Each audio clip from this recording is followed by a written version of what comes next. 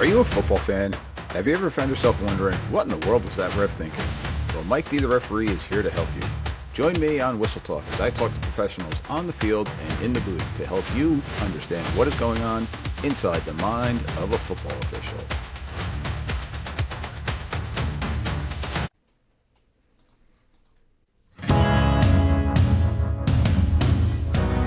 All right, ladies and gentlemen, welcome back to our next episode of Whistle Talk. Before we begin, just a reminder, if you're liking what you're listening to, please hit those like buttons, hit all that fun stuff, give me a review, tell me what's going on, tell me what you like, tell me what you don't like. Also, make sure you go to my YouTube channel, check out the YouTube channel, we have everything there.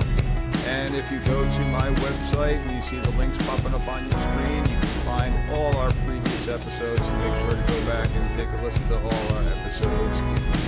Make sure you're up to date with everything that is going on. So today we have with us Mr. Bruce Cronauer.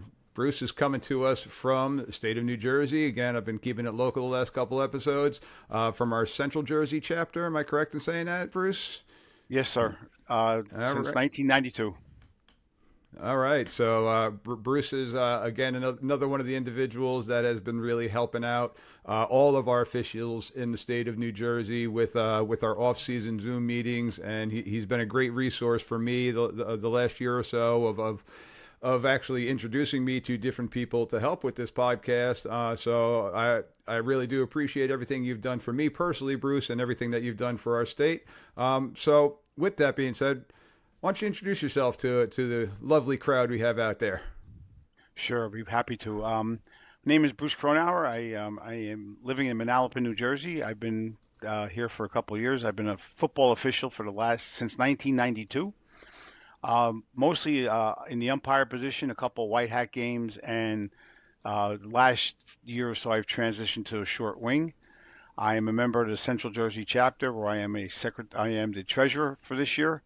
Also a member of the CCFO out of Pennsylvania. I am affiliated with the Centennial Conference, the Landmark Conference, and the Sprint League Conference.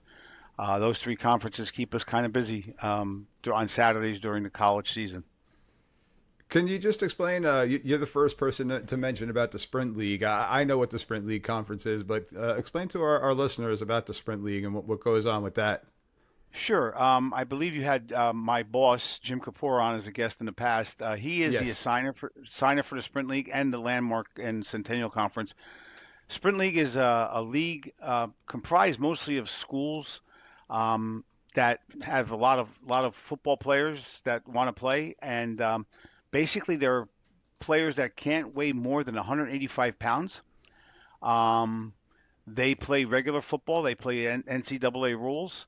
They just have a separate league of their own, and the league consists of teams like from Penn, University of Penn, Ivy League, Cornell, Army, Navy. They're probably the two best teams in the league.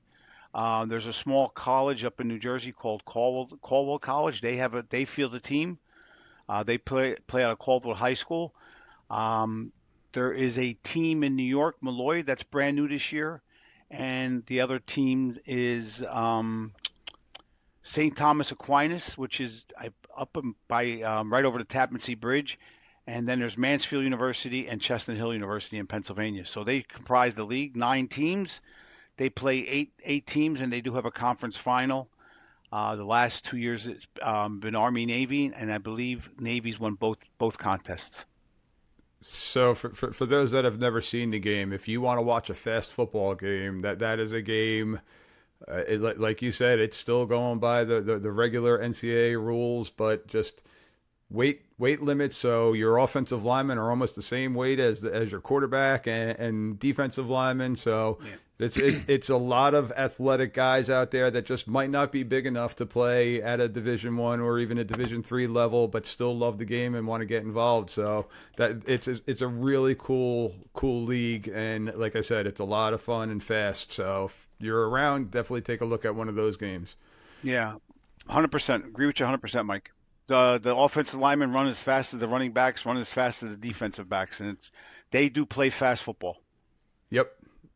Yep, definitely going to be a little bit more athletic sometimes than your 340-pound O lineman, but we're getting a lot of athletic 340-pound linemen. Just watched a couple of them last night at the high school game that I got to go see last night. The IMG Bergen Catholic football game. Whew, they had some big boys on both sides of the ball there.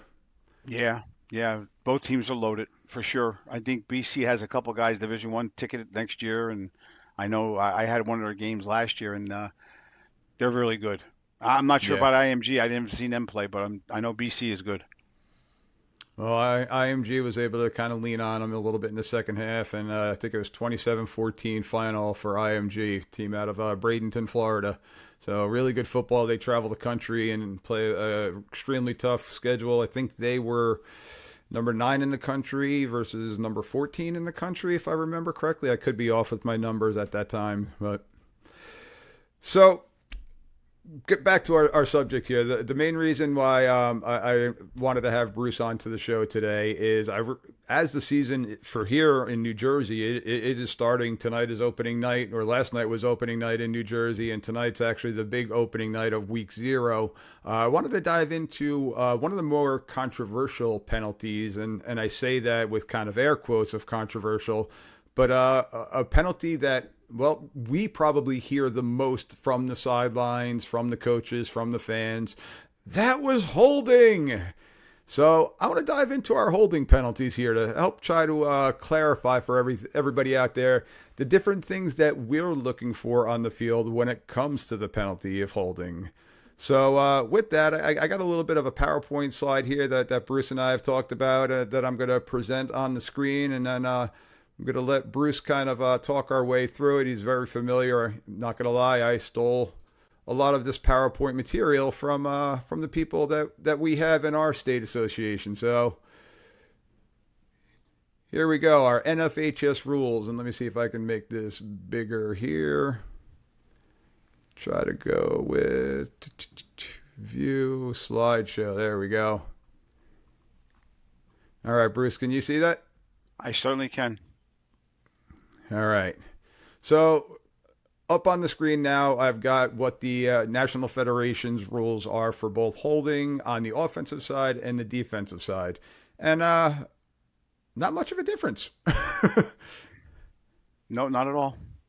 So Not it at says all. an offensive player, with the exception of the ball carrier, exception of the runner, shall not use hands, arms, legs to hook, lock, clamp, grasp, encircle, or hold an opponent in an effort to restrain the opponent. That's Rule 921C in the rule book.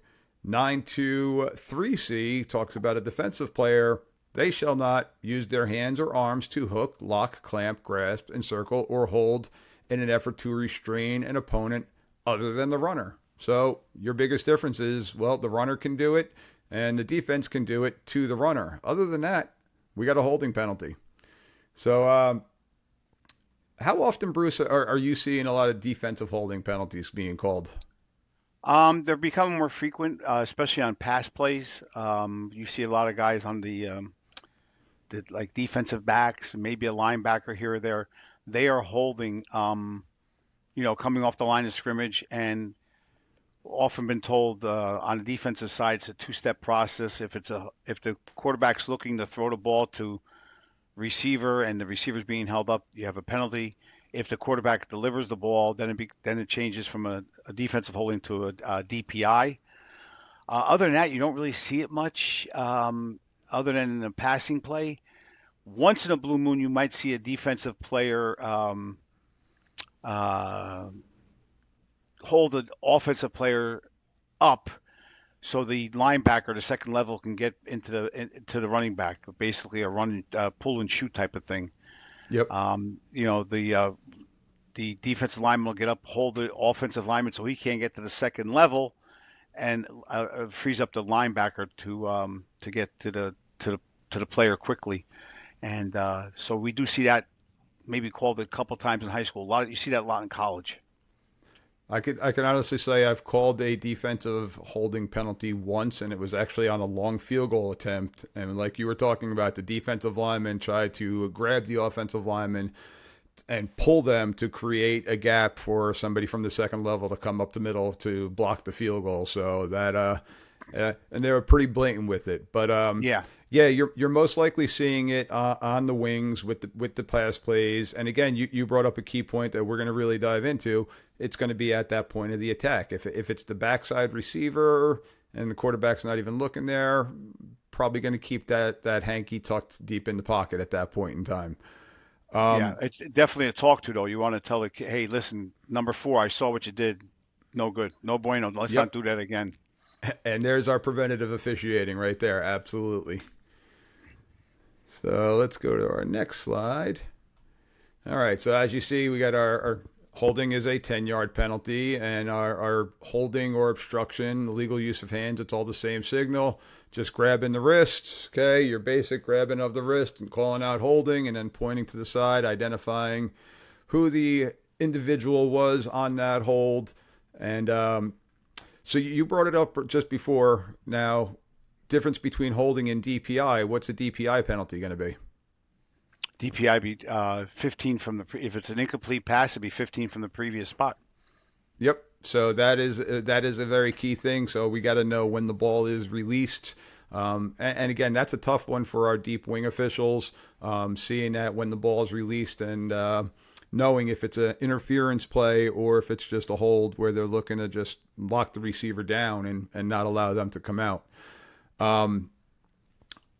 So, And quick question for you. I was just saying, Yeah, you go got to ahead. remember, neither one of these are an automatic first down at the high school level. Absolutely. If you have a defensive holding penalty and it's 2nd and 13, well, it's going to be 2nd and 3 now instead of second, depending on what the result of the play was. And the DPI, if you don't if the 15 yards don't get your first down, you're going to repeat whatever down you're at. So I got a question for you, Bruce, and we're going to stick with more of the outside guy here.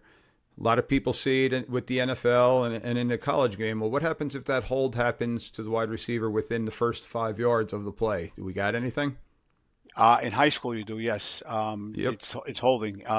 Different levels have different penalty interpretations, and that's the big difference between the rule books. I was when I first started in college, there was 232 rule differences between high school and college alone, and most of them are Oof. penalty enforcements, timing things. But 232 rule differences, you got to know the difference. Yep, and that is definitely a big one, and that's one that we hear often again because of people watching the games on the NFL games on Sunday and the NCAA games on Saturday. There is a difference between that. So the 5 yard restriction doesn't come into play at the high school level. No. So our next slide here, and I talked about this on our previous or on one of my previous shows, is now the enforcement of the penalties. And the holding was probably the biggest one with this new change that just came out 2 years ago. Because a couple of years ago, it used to be an offensive hold behind the line of scrimmage and behind the end of the run. We would be penalizing from that penalty mark, from that spot of that foul. So if that foul occurred 7 yards in the backfield, we were going basically 17 yards from that point of this foul. Okay. Yeah. And that was just a drive killer. So this slide here kind of changed it. We put it into place last year, so this is our second year in the NFHS, excuse me, that we're going with, and it kind of aligns more with our NCAA rules here, so it's not truly a killer of a penalty. If the penalty happens downfield and it's a run that crosses the line of scrimmage, then we're going to go from a different spot. So where would the spot be from that one? So if we have a hold on the 27 and the ball carrier runs it to the 25, so You're going to go from the end of the run back 10 yards. yep, from the end of the run in that scenario. So Yeah. we'd go from the 25-yard line. So if it was 1st and 10 from the 20, ball carrier gained 5 yards, but the hold happened 7 yards, we're going to go back from that 25-yard line, and then we're still going to replay the down. So That's So correct. just a quick refresh for those that may have missed that previous episode. If I can interject something here, I started in 1992 in high school football. Since 1993, they've talked about changing this rule, and they finally did it 2 years ago, like you stated, Mike. And one of the main reasons is if you had an offensive hold in the backfield, you were double popping that team. A, they had a hold, and B, it was from the spot of the foul. And if it was 10 yards deep, you're going 20 from the original line of scrimmage because, instead of being first and 17, it's now first and 27, whatever it might be. And you just put teams in holes that they couldn't recover from. Absolutely, yeah, and in the high school game especially, it's really really difficult to get yourself out of those +20 type situations. A holding penalty in its own right is a drive killer for a majority of teams. That if you're adding another 5-10 yards to it, I mean, teams would just might as well run the punter out at that point in time and just go Yeah. and play defense. So I'm a big proponent of this change. I do like it a lot, and I think most of the coaches like it a lot too. So, Yeah. Yeah. 100%. all right. So here's our nuts and bolts of it. And this is the slide we're going to keep up here for a good amount of time, Bruce. Talking about the different things that we as officials are looking for, and a lot of people think that this foul, the holding penalty, falls more on the umpire's shoulders. But I could tell you that this is a crew call. This is not just an umpire call where a lot of people, again, just assume that that guy in the middle is seeing that. Now, yeah, I am looking for that. Okay, this is probably the live ball foul that I am calling the most, maybe face mask in there with it. But these are our keys. This is what we're looking for. This is what our wings are looking for. This is what our deep wings are looking for too. Again, especially on that pass play that you're talking about. And this is also what our referee is going to be looking for as they periph, because the referee in the state of New Jersey is eyeballing that right tackle. So, Bruce, you want to go through the examples of what we're looking for here, the three main things? Sure. The first one up is grab and restrict. The player extends his arm across the body and pulls back, restricting the opposition. Exception: the defender makes no effort with offensive player's hands inside. Basically, the keys of an umpire are the center guard tackle, um, and you're basically looking to see what their first step is after the snap of the ball, and if they Mm-hmm. get their hands inside, you basically when their hands are inside and you're in the defensive side of the ball, you really don't see what's going on there much, so you give them a pass. But as the player starts to go away from them, and they don't let release, then you get to see the grab and restrict, and they're not giving the defensive player a straight line to the ball carrier. That's when the penalties occur. Try to talk to the kids. I say, hey, you get your hands inside, all good enough. If the defensive guy breaks away from you, just push him away Yep. because because otherwise you're going to get stuck. Um, Now sometimes you don't call it because the defensive player he runs into that block and does nothing to get out of it. Yes. And So that's that's a huge one that we hear a lot. And you'll see kids running back with their hands straight up in the air saying, I'm being held, I'm being held. But you're doing nothing to try to get off that hold. We're not going to throw that one. 100%. You're Mike. You're 100% correct with that, and that's the biggest thing. The kids put their hands up. Hey, I'm being held. Well, yeah, but you're doing nothing to get out of it, and I'm not going to help you with that.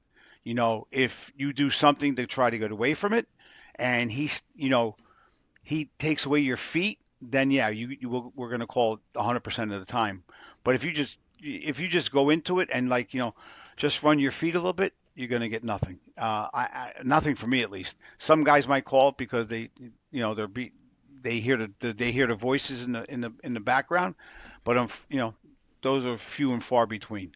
Yep. Yeah, you got to talk to both sides. You got to talk to the offensive guy. Hey, watch your hands. If he gets by you, and let him go and just push on him. You're gonna take him off his path to the running back or quarterback if you just push on him.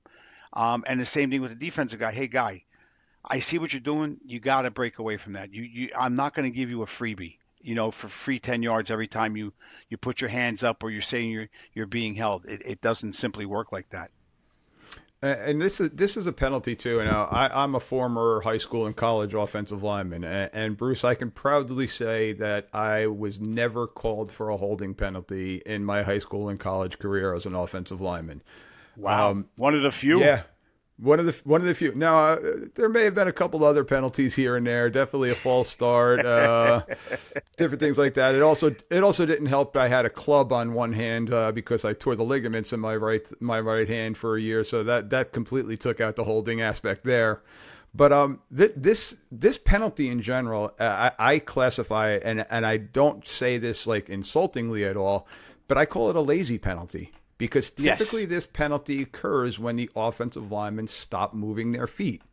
If it's just like you said, if they are holding and their hands are inside, and now all of a sudden their feet stop, and now the defensive player is still making their move, now you're going to have the grab and restrict. Where if that offensive player kept running their feet, even where the defender wanted to go and kept their hands inside, we're probably not going to have anything. So it's a lot of times where their feet get stuck in the ground. Now, I'm not saying it lazy because there's sometimes you get caught flat-footed. There's sometimes we all get caught flat-footed, even as official. All of a sudden, oh boy. But it's a penalty that if our feet are moving, we're pretty much not going to have a penalty for the grab and restrict type of scenario. Correct. Also, high school players, Mike, you played high school. You said I never played it down in high school football in my life. I was a hockey player all through college. So this is, I got this bug because of my dad. My dad was a football official in Pennsylvania years ago, and he also referee or umpired in the Eastern League as a baseball umpire for years. And he gave me that bug, and so since then, that's how I got involved. One thing I've noticed, and it equates to the tiredness of the kids. They get Yes. tired, they get lazy, and then their feet stop, and then they start just reaching out and grabbing or hooking. And if somebody gets by them, they they don't want to get yelled at by the coaches because the kid get right by them, so they'll reach out and grab them or hook them and spin them, whatever they got to do. That, like, on a long series of downs, like you're talking 12 plays, the kids start sucking air, and then that's what happens. They start getting tired. Their whole mechanics get bad. Their whole blocking technique gets horrible, and they just they're just trying to survive at that point.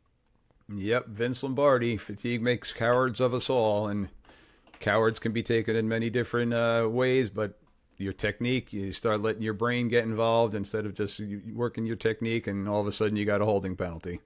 Right. So we got the grab and restrict, which is probably going to be the most common one. What would be the next example that we're looking for to say that, hey, we had a holding penalty there? Well, the second one would be on your thing. Here's the hook, which is a restriction or a turn.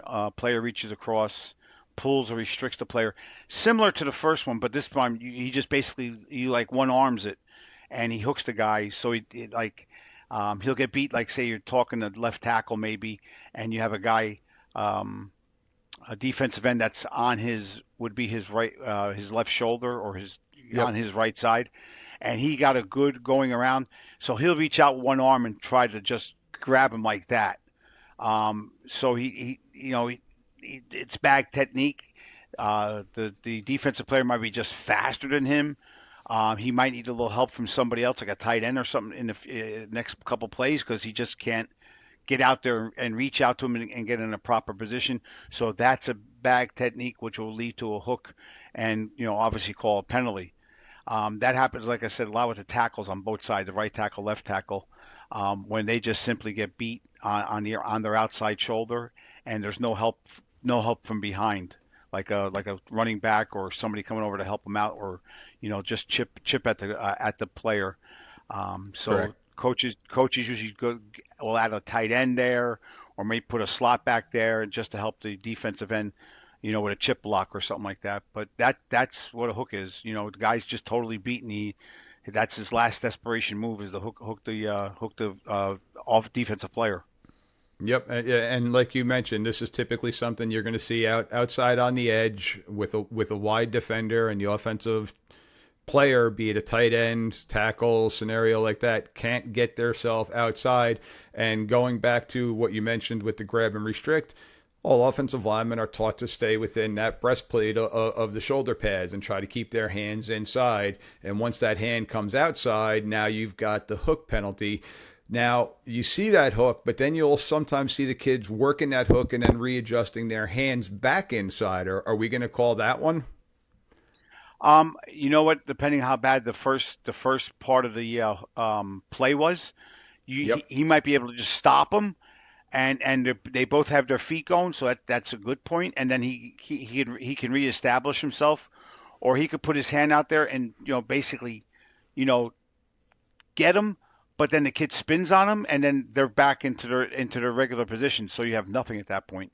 It, Yep. it all depends how long and detailed the first process is, or the first step that the offensive player makes with the outside hand, or however he initiates the blocking technique. Yep. Correct. All right. So our third key that we're looking for, what do we got? Takedown, and this one has to be called 100% of the time. There's no reason Yep. for a takedown. It's just a bad football play.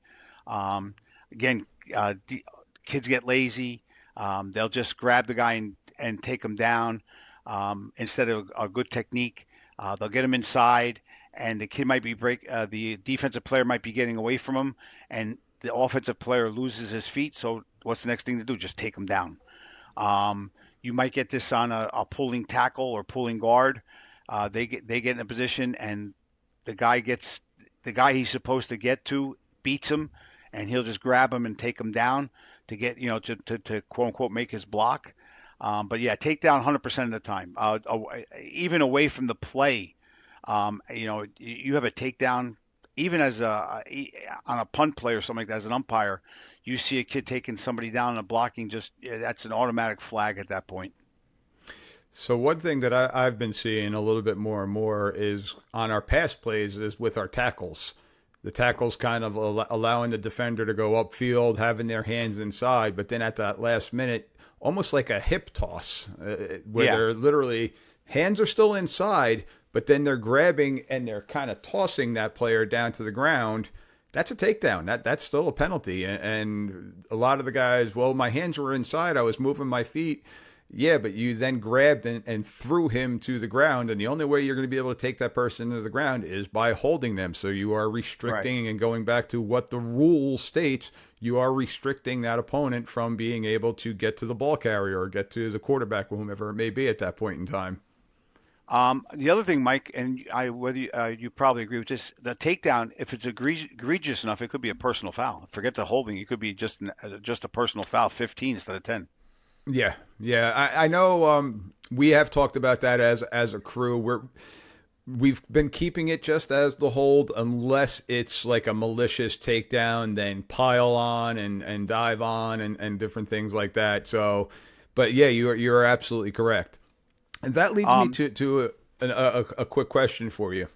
Go ahead, You sir. do have you do have a clean block. You got a lineman driving the player downfield, and that lineman pancakes the defender, puts that person on their back. They then dive on top of them, and they're keeping them on the ground. You got anything? I got not disciplined, but I got yelled at one time for calling a holding penalty on that years ago. The Yep. kid made a great block, but he just stepped, and what he did is he basically kept the kid by pushing him down on the ground all the time. And I threw a penalty on that, and I got you know a ding for it. But yeah, you have to really stay on top of that and get them out of there. I guess you have nothing at this point, but it could lead to, like, again, a personal foul. Yeah. Unnecessary stuff going on down there. There's no reason. The play's 20 yards down the field. There's no reason to continue pushing the guy down on the ground. Both of you are out of the play. You're not going to do nothing to the play at that point. So it's a good talking to. And if you Yes. see it again, then hey, guy, I'm gonna have to throw the flag on you, and you're gonna cost your running back or receiver a good play downfield. Yep, that's exactly my mindset too with it, because what happens with that is if you're on top of that defender is now doing something to try to get out from there. They're not just going to be lying there, and that's where now you start getting that extracurricular. So I'm always talking to them, let them up, get them up, move, keep Yeah. going, plays downfield. Just again reminding them, and then if I have to, I'll grab the kid and say, hey man, that was a hell of a block you got there. You got a pancake. Move on then. Find somebody else. Go get somebody else. There's no reason to dive on them and keep them pinned down to the ground. Now here's a case where we talked about in the beginning, Mike, defensive holding. you could have a reverse takedown. Yes. Yep. You got to watch that. So if it's a defensive player doing that to the offensive player, you got a holding penalty there too, where it's a reverse takedown by the defensive guy who got beat, and he's just going to bring the kid down with him to say, hey, listen, he pancaked me or whatever, and technically it's a holding penalty. So now, adding to that, and I've actually now seen it a couple times on both sides of the ball, where either lineman, whomever it may be, offensive or defensive, at the snap of the ball, they're literally reaching across, grabbing the top of the shoulder pads, and pulling that player straight down to the ground in front of them. That technically is a hold. It That's a is. takedown. That's a grab and restrict. I mean, you can give either one of those examples in that scenario, and I'm seeing that both offensively and defensively. Defensively, if it's a defensive lineman, if it's just one on one, I'm probably going to keep the flag in the pocket. But when an offensive lineman is doing that and throwing that defensive lineman down to the ground on a pass play, I got to call that one. Yeah, 100%. Yeah, that's a great, and especially you're going to get that on this run pass option plays. Yes. You're going to see a lot of it there. Defensive guy will just take the guy down to get to the player because he's got to get to the quarterback who has the option at that point to run the ball, pitch the ball, or throw the ball. So yeah, you got to really be careful. It's a good, like you said in the beginning, good preventive officiating is just talk to these kids. Hey, guys, you can't do that. You're getting very close to having a defensive hold instead of an offensive hold or a takedown, defensive takedown. Uh, you know, Communication with these young players, and they're all young. I mean, we're getting older, but they're still basically the 16, 17-year-olds they are. That helps them a lot, and they know where you're coming from, and maybe the coaches don't like it because you're trying to help them out a little bit, but you are helping out the players. Say you can't do that. That's illegal. And the thing that to reiterate with that is I'm going to give the same courtesy to both teams. So when the Yes. coaches are sitting there yelling at me, oh, well, you should have called that. Well, coach, I'm going to give your guys the same courtesy that I'm giving them too, because we are all still trying to teach them the game. And if I could teach them and have them learn that lesson without throwing the flag, let's work it that way. But then if they continue to do it, we got to throw it. We got to let them know that, okay, that's not acceptable. Let's move on from that. But those are the three basic examples of holding on both sides of the ball, especially the takedown one. And you got to be, especially with the defensive takedowns or the reverse takedowns on the defensive guys happens during a lot of kicking plays. Like you'll see the guys with the punting or on a extra point or a field goal attempt. They'll pull the offensive guy on top of them and say they were being held or whatever. Yep. So now my next slide I got up here, and I mentioned that holding is possibly the hardest one to master because it is still very subjective. Uh, well, I mean, heck, a lot of the live ball penalties that we can call are subjective. It's the dead ball penalties that are kind of the easy ones, the false starts, the illegal formations, different things like that. But the holding, you always hear the quotes. There could be a hold on every single play, and for the most part, they're probably right. But if you skip down to the last bullet point on this slide, if it's not impacting the play itself, we're not throwing it. Right, 100%. Yeah, if the ball is 25 yards away from you and there's no way the defensive player can make a play on the ball, and actually the play is dead at that point, it might be already tackled. You're not going to call. You're going to talk to the offensive player or the defensive player. Say, guy, if this ball came to our side of or to your side of the field, there was going to be a holding penalty on you for 10 yards. You just simply can't do that. Yep. And again, preventive officiating is communicating with the kids, telling them what they're doing. Sometime whispering to coaches, "Hey, coach, talk to him about his technique a little bit. Like he can't come up with his arms around the body; he's got to be inside. Stuff like that." So my last slide here before we get into a couple of clips is just something that I personally will go through, and I know as a crew we talk about pregame, and it's just our processing when we're thinking of throwing a flag. I mean, and I say thinking, it's not something that you could sit there and take 5, 10, 15 seconds with. You gotta understand it. But there's four things that come through my mind when I talk about with the holding penalty. And the first one, did I see the whole thing? Bruce, you and I were talking about the umpire position, and in one of my upcoming episodes, we're going to talk about the umpire possibly moving to the offensive backfield, which I know some state associations have already worked on. But there's some times where I miss a hold as an umpire because I'm backpedaling. I'm getting myself clear of a linebacker or a pulling guard or even the running back coming straight to me. So did I see the whole action? Did I see the full play? If I didn't, I'm not going to throw it. I can't make an assumption that there was that there was a hold when I didn't see the whole thing. The second one, which you and I just talked about, was it at the point of the attack? Third one, was there an advantage given to one of the players, or was the opponent taken and put in a disadvantaged position because of that hold? And then the last one is, did it affect the outcome of the play? So I have on here, let it marinate. And what I mean by marinate is you get a good piece of steak, you want to let it marinate, you want to let it sit for a little bit and absorb all those juices. Don't rush to throw the flag. Make sure you have all four of these things before you throw in that flag. Mentally say to yourself, yeah, that was a hold. And if I do throw that, I want to go back to those three categories. I want to be able to walk over to the sideline and tell the coach, I had to grab and restrict on 75. That's why we threw it. I don't want to say, well, it looked like a hold. We want to be able to explain to the coaches what we saw, how we saw it, and be able to have all of these bullet points right there. If I can expand on number one first, did you see all the action? We talked before, Mike, about wash. You're in the defense with the linebackers, and you try to stay even with the linebackers, so you're about 7-8 yards off the line of scrimmage. Well, those linebackers are shooting gaps, and if there's a play in, like, one of your keys looks like it's going to be a hold, and then the linebacker cuts in front of you, you're not going to see the whole play. So it would not be fair to throw a flag on that. You got all the action, and sometimes players cutting in front of you just blocks your vision, and you really can't make the call.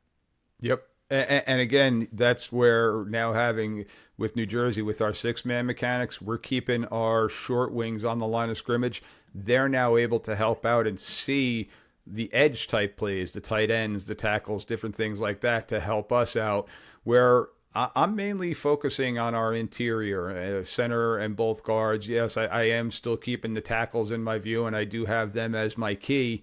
But I know that I've also got help on the wing with those guys too, so it helps with that. And again, our R in the backfield is looking at the right tackle because they're staying on the right side. So, but yeah, you definitely want to make sure you do see all the action, and that is one of the negatives of being on the defensive side. Is we have so much stuff going on in front of us, so much movement, shifts, the stems, the pulls, the down blocks. I'm looking for the high lows. I'm looking for the illegal cut blocks, all that type of stuff. So again, and that's all these categories are going to fall into any flag that I throw. So it's not just a hold penalty, but I want to make sure that I see all of the action.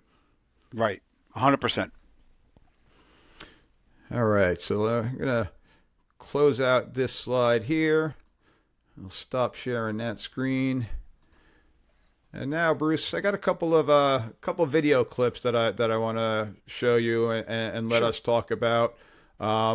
Again, for those that are just listening at home, you're not going to obviously be able to see these, but you're going to see a couple clips, and I'll talk our way through it, where maybe there wasn't a flag thrown. Maybe there should have been a flag thrown. So let's just kind of see what your thoughts are with them. So our first one coming up here should be popping up for you, Bruce. Are you able to see that there? Yeah. Yes, sir. All right. So this one we're gonna focus on our outside, on our bottom here. We got a very tight bunch package and an outside sweep going. And let me kind of just backtrack it again. You're going to notice it looks like number 4 here in red. I'm not 100% certain. Kind of has a grab and restrict. Or you could even possibly categorize this one into a hook.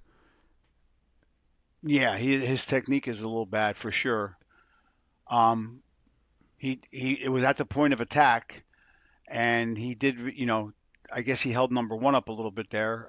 Looks like the player was involved. So, to me, don't know who would get that. With all the wash in front of the umpire, that's going to be a referee call, I think. So we actually got this one. This was my crew. We got this one with our short wing here. He was able to Okay. see it because right about, oh, I just tried pausing it. So what happens is the play is looking to run, and it looks like it's a short yard. Actually, yes, it's 4th and 1. I'm looking up at the sticks up top. It's 4th and 1.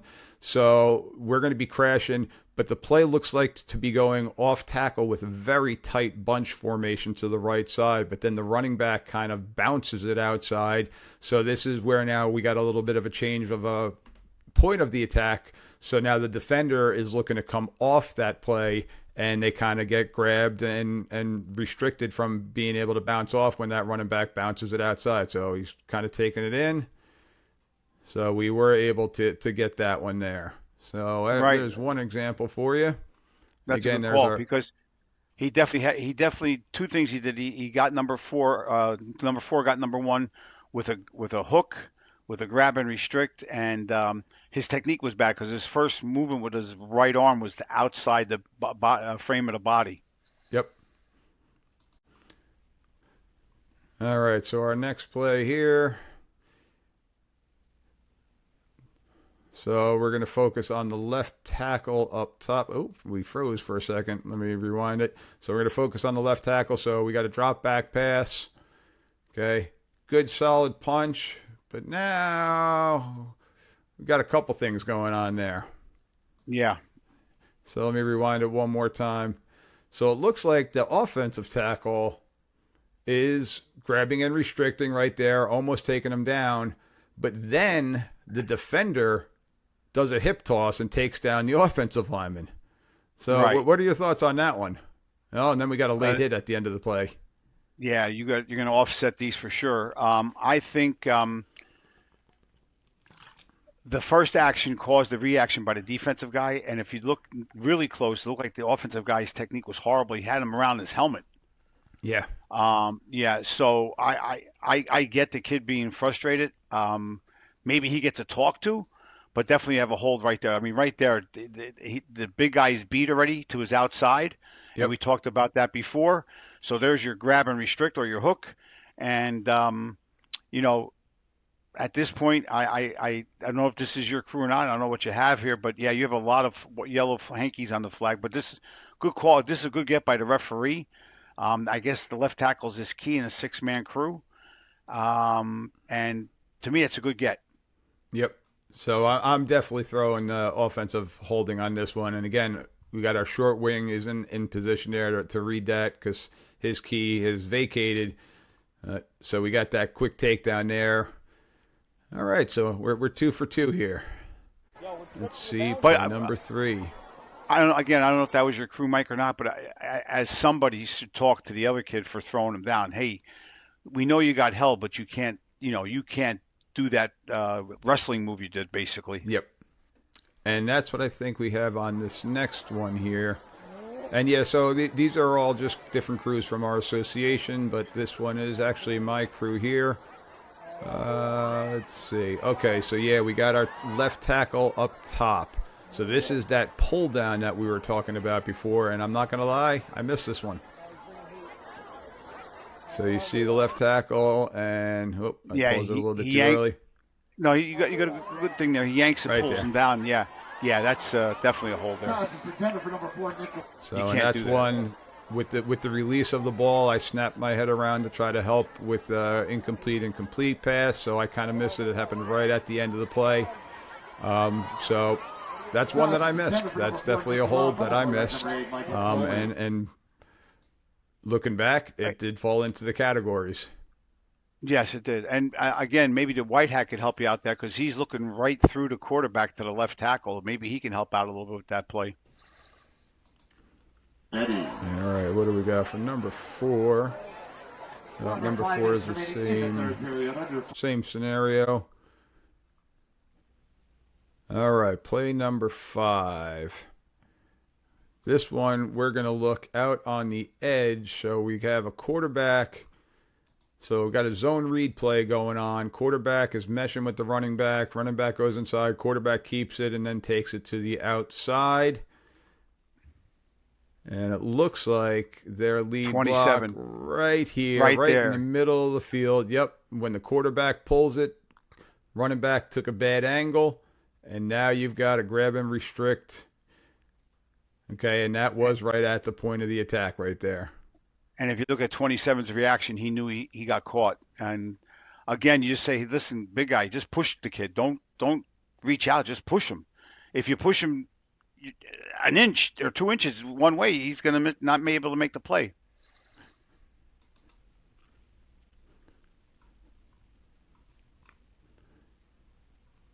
All right. So this one now, we got an option play. Okay, we actually had a missed call on that one, but then we make up for it. So we get an illegal crack block first, which was missed.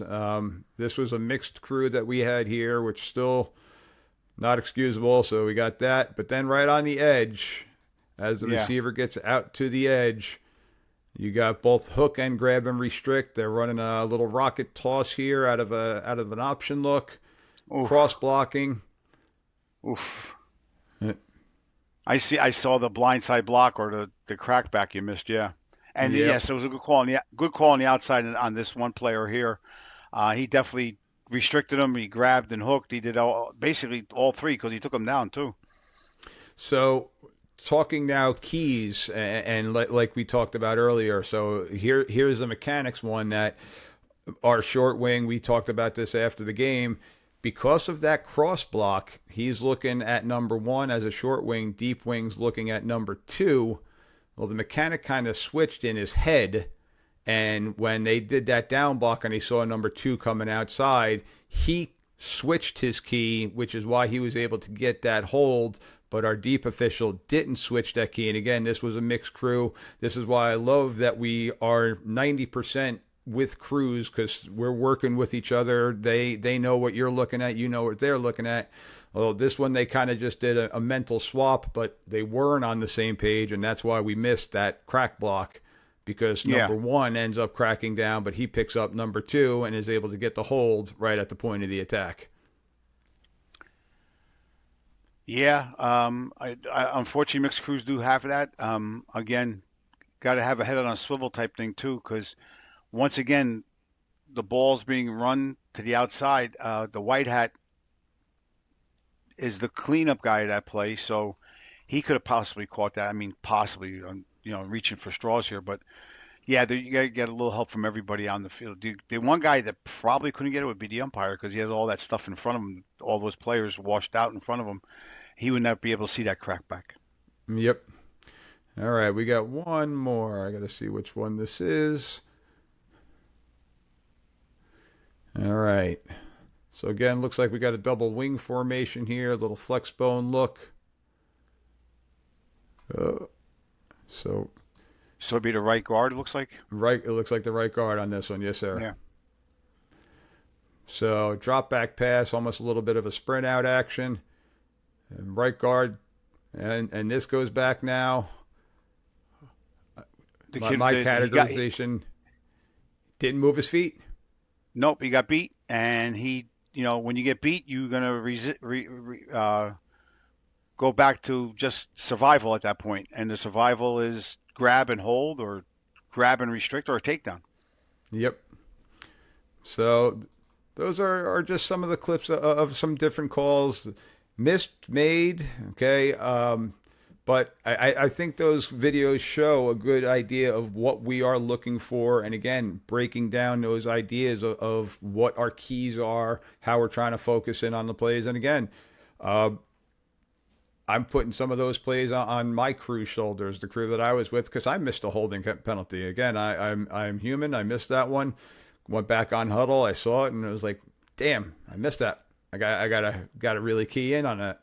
But again, our thought process, let it marinate, see the whole play. All those things are the key things that a lot of coaches don't understand, because Well, the offensive line coach, they're watching their offensive lineman. The defensive line coach, they're watching their defensive lineman. So sometimes they're so hyper focused on an individual where we're trying to get the big picture. We do sometimes miss the calls, and that's coming now more and more experience. We're kind of eliminating that, but you're going to get that with mixed crews, younger crews, different things like that of unfortunately missing a call here or there.